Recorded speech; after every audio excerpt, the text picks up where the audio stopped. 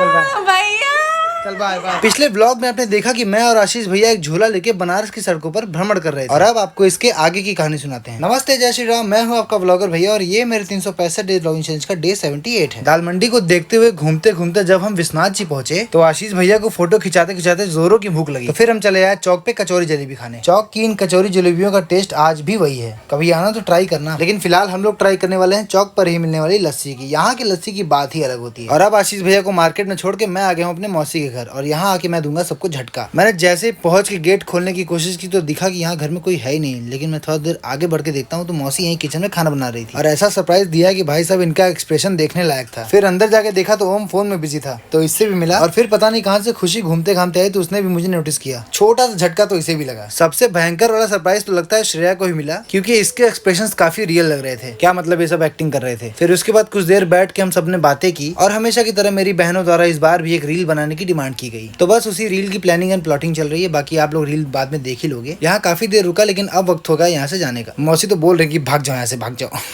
लेकिन ये लोग बोले कि मत जाओ। इन लोग को थोड़ा सा रुला के यानी कि एक्टिंग करा के ओम को बाय बोल के मैं यहाँ से निकल जाता हूँ। यहाँ से निकलते ही मैं आशीष भैया के साथ सीधा जाता हूँ मोची के शोरूम पे, क्योंकि आशीष भैया को अपने लिए कुछ न कुछ लेना था। काफी कुछ निकलवाने के बाद हमें एक प्रोडक्ट फाइनली पसंद ही आ गया तो हमने उसे ले ही लिया। आशीष भैया के चेहरे पे खुशी अलग ही झलक रही है। मोची का स्लीपर ग्रुप, मोची का स्लीपर और मोंटी कार्लो का जीन्स लेने के बाद भी आशीष भैया को राहत नहीं मिली, इसलिए अब हम प्रस्थान कर रहे हैं एक मॉल के अंदर। लेकिन मॉल के अंदर भी जाने के बाद हमें कुछ समझ में नहीं आया, इसलिए हम सीधा निकल गए घर की। गोपीगंज पहुंचने के बाद हमारी गाड़ी रुकी ताकि हम आर्यन को रिसीव करके वहां से घर ले आए। आर्यन हमारे सबसे छोटे भाई साहब है जो बाहर रह के पढ़ाई करते हैं। ये देखिए गाइस, बढ़िया बैग टांगते हुए टोपी लगाते हुए चले आ रहे हैं आर्यन भाई साहब। आते ही सबसे पहले प्रणाम किया, संस्कारों को नहीं भूलना है गाइस, क्या बात है, बहुत अच्छा। और अब एक खास बात जिसके लिए मैं स्पेशली बनारस गया था। मम्मी का जो ये रिएक्शन देख रहे हो फेस पे, ये किसी चीज को देख के हो रहा है, तो वो चीज आपको दिखाता हूँ, रुको। दरअसल गाइस हम तीनों भाइयों ने मिलकर मम्मी पापा के लिए एक एनिवर्सरी गिफ्ट बनाया था जो कि एक फोटो फ्रेम था, लेकिन ये गलती से बनारस ही रह गया था और अब जाके हम इसे मम्मी पापा को गिफ्ट कर रहे हैं। तो फिलहाल आज के लिए इतना ही, मिलते हैं कल एक नई कहानी के साथ। तब तक अपना और अपनों का ख्याल रखो। Tata bye bye.